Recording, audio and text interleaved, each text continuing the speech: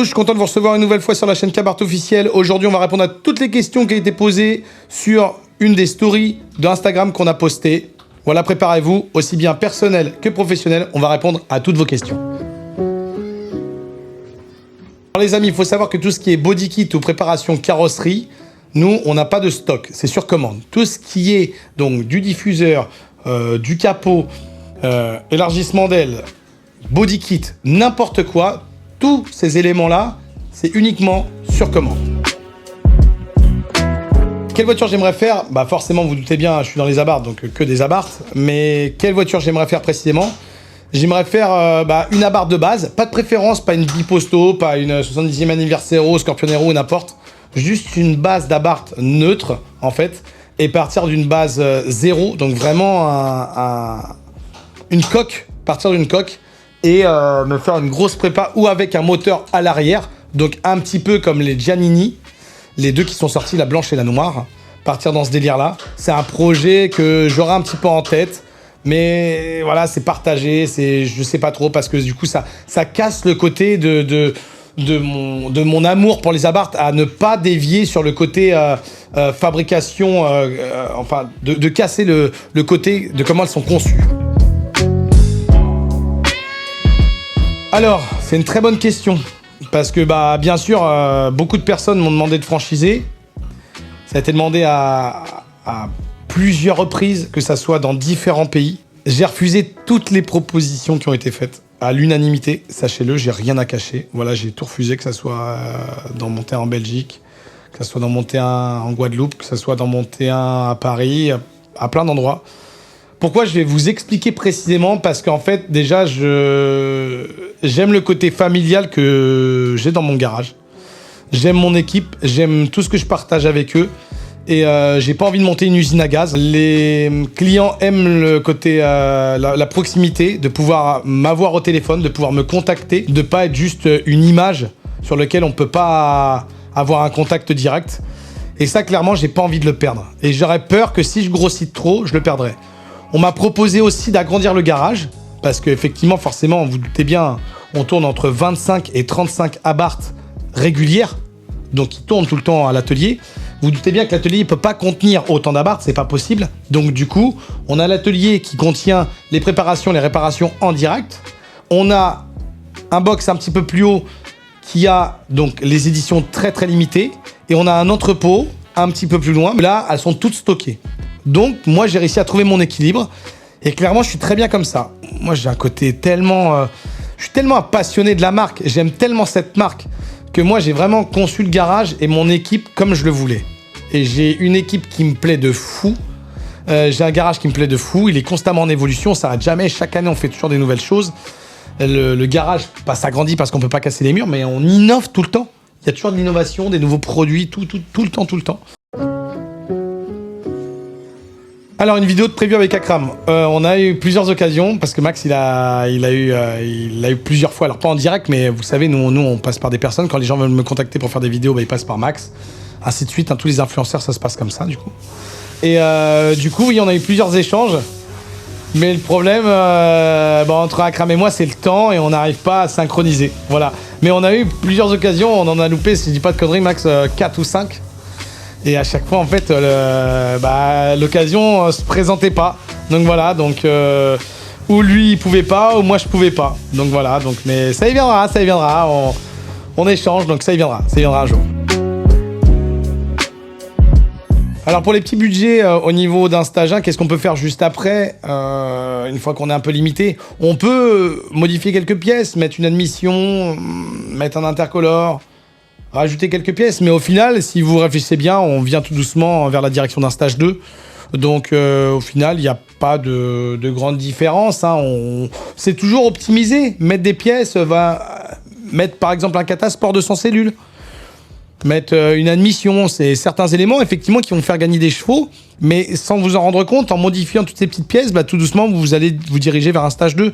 Donc clairement, voilà, le petit budget est très bien, mais qui est évolutif forcément vers un stage 2. Alors, est-ce qu'un stage 1 consomme plus? C'est une très très bonne question. Dans les règles, un stage 1 ne consomme pas plus. C'est très très simple. Quand vous allez faire un stage 1 sur votre voiture, vous allez gagner forcément plus de chevaux, plus de couple.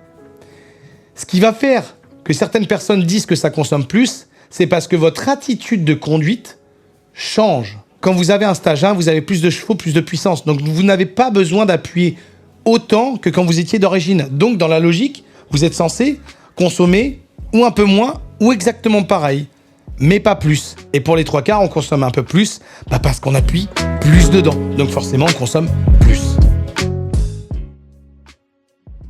Alors oui, c'est prévu. C'est en cours. Voilà, je ne dirai pas quand, je vous dirai pas précisément à quel moment quoi, mais c'est en cours et c'est bien avancé. Voilà. Et voilà, il n'y a pas d'autre chose à dire. Hein. On avance, ça va être bien. C'est forcément dans mes objectifs d'avoir un banc de puissance prochainement. Donc c'est affaire à suivre, vous le verrez prochainement. C'est une très bonne question. Alors déjà, un stage 4, il y a un processus. Le premier processus, c'est l'échange que vous allez avoir avec moi en premier. Le deuxième, c'est exactement ce que vous voulez avoir comme pièce. Donc ça va être au moment d'établir le devis. Parce qu'il y a énormément de pièces, il y a énormément de configurations qu'on propose. Un stage 4, c'est pas juste une formule qu'on vous dévoile et là, à ce moment-là, on valide ou pas. Voilà, nous, on a une formule avec énormément de détails de pièces. Donc du coup, après, vous choisissez précisément ce que vous voulez.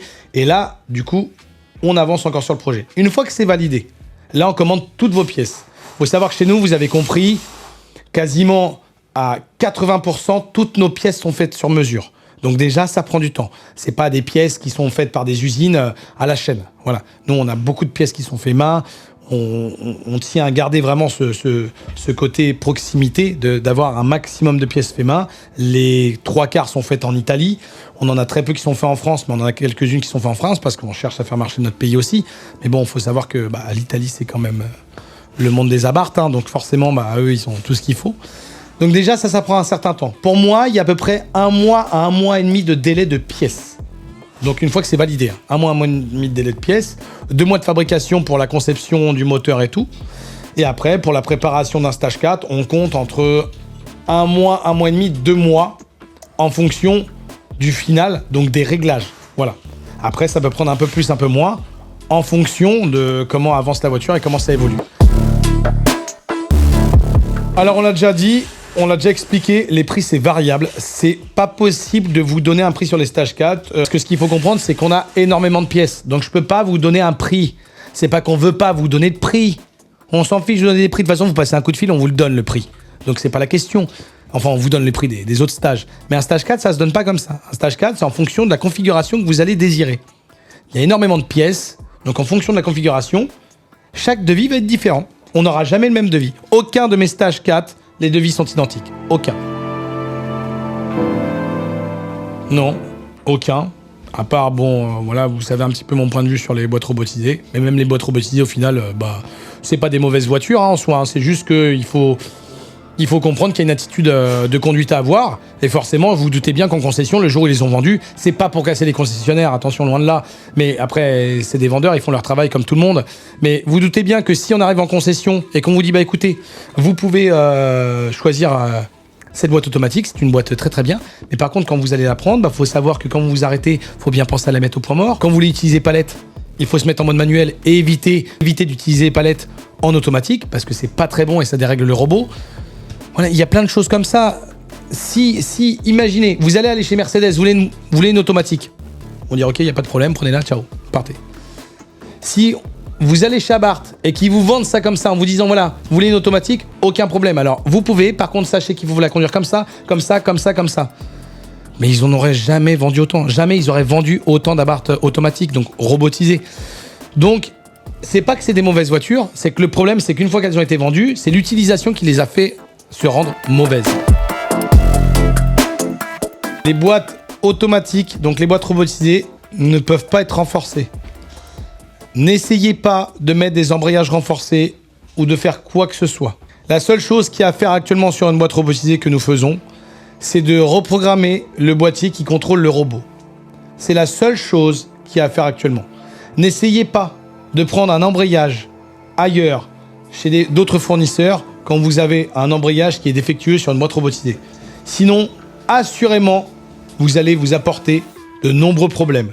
Sachez-le par mon expérience. Pour la grande Punto Abarth ou pour les Punto Abarth ou pour d'autres Abarth. Alors, je vais le dire, et je le dis maintenant, je suis un passionné de 500 Abarth. Ça fait 14 ans que je suis piqué par les Abarth. Voilà, j'ai eu ma première il y a 16 ans. Voilà, donc je suis piqué par ces voitures. Moi, j'aime les 500. J'ai pas honte de le dire. Voilà. J'ai fait de la Punto. Je fais de plus en plus de 124 Abarth. Voilà, parce qu'elles ont leur place aussi à l'atelier. Et je suis très content à chaque fois de les voir. Mais vous êtes chez un passionné de 500. Moi, ma cam, c'est les 500 Abarth. Moi, je les adore. J'adore la Punto Abarth. Hein. C'est une caisse extraordinaire. Même la 124, parce qu'elle est joueuse. C'est une propulsion. Donc, franchement, c'est vraiment marrant. Je tiens à remercier Stellantis de nous avoir laissé cet Abarth électrique pour faire un essai et faire une vidéo. Ça vous permet aussi de vous projeter, de voir un petit peu. Donc, je vous invite à aller la visionner. C'est un sujet un peu sensible, mais bon, maintenant qu'on en parle. Je déteste cette caisse. Je peux pas l'avoir en peinture ni en couleur. Je ne veux pas voir cette voiture dans mon garage. Pourtant, j'ai un mécanicien qui est agréé pour ça, qui peut s'en occuper. Là, Carlo, je peux vous dire qu'il se retourne dans sa tombe, là, cette heure-ci. Oui, elle est jolie. L'intérieur, ce qu'ils ont fait, l'innovation, tout. Oui, il y a de belles choses. Mais non, mais à un moment donné, non, mais même le bruit. J'ai des clients qui l'ont acheté. Voilà, qui sont très satisfaits. Je suis très content pour eux. C'est le plus important. Moi, je respecte tous mes clients. Je les suis, je les conseille toujours tout. Et je vous dis, j'ai 3 clients qui en ont acheté. Donc voilà, qui prennent des nouvelles, qui passent me voir avec, voilà, qui me disent ce que j'en pense et tout. Je leur dis, oui, je la trouve jolie, que c'est pas voilà. Mais moi, dans mon cœur, c'est pas une Abarth. C'est complètement possible, surtout qu'avec les amortisseurs BC Racing, vous pouvez les régler en dureté, en hauteur, tout ce que vous souhaitez. Voilà, la souplesse, tout est réglable sur les BC Racing. Donc, il n'y a aucun problème. Vous pouvez le faire. 17, 18, vous pouvez mettre des BC Racing, il n'y a pas de problème. Il faut savoir que quand vous mettez du 18 sur une Abarth, vous perdez du confort de conduite. Voilà, sachez-le. Je ne sais pas parce que la safety, c'est un très gros projet. Le 3.0, c'est le plus gros projet personnel que j'ai sur une Abarth, clairement, voilà. Là, on va être à un stade où, clairement, en France, déjà en France, personne n'a fait personne a actuellement le statut de cette Abarth. Aucune Abarth a le statut de cette Abarth. 408 chevaux pour 475 newtons. On est à moins de 900 kilos. Donc, clairement, c'est une arme de guerre. On est numéro 1 en France pour l'instant, parce que même si certains disent qu'ils ont 400 chevaux, on les a pas réellement vus, on les a jamais vus. Voilà. Nous, il y a preuve aux bandes de puissance, il y a toutes les preuves possibles. On a fait exprès justement de tout mettre carte sur table pour montrer qu'A plus B, avant de nous contredire, ça va être très compliqué. Là, c'est le cas. Vraiment, on est très très content. Et en plus de ça, c'est pas fini parce que le projet l'avance. Et le 3.0, voilà, on espère atteindre entre 450 et 500 chevaux avec énormément de newtons. On a élargi la voiture de fou. Il y a énormément de pièces qui vont être faites sur mesure, même l'intérieur. Là, voilà. Là, déjà avant de rivaliser avec elle, c'était compliqué. Mais là, ce qu'on est en train de faire, ça va être quasiment impossible. Enfin, tout est possible. C'est très, très dur. Alors, un turbo hybride, c'est une modification déjà d'un turbo d'origine. Ça veut dire que vous prenez un turbo d'origine et vous modifiez l'interne du turbo. En modifiant l'interne, vous le rendez hybride. Donc c'est une hybridation de turbo. Ça veut dire que c'est un turbo, on peut dire modifié, mais avec les termes maintenant qu'on emploie maintenant, on appelle ça un turbo hybride. Donc on modifie ce qui est interne au turbo. Déjà, vous avez vu qu'on a plusieurs événements déjà où on va être un peu partout cette année. On va partir dans les pays de l'Est, on va partir en Belgique, on va partir à différents endroits en France. En plus de ça, on est passé ambassadeur de Milwaukee, donc forcément, Milwaukee vont nous faire le bonheur de pouvoir participer à plein d'autres événements. Donc ça, c'est super déjà, on est très contents.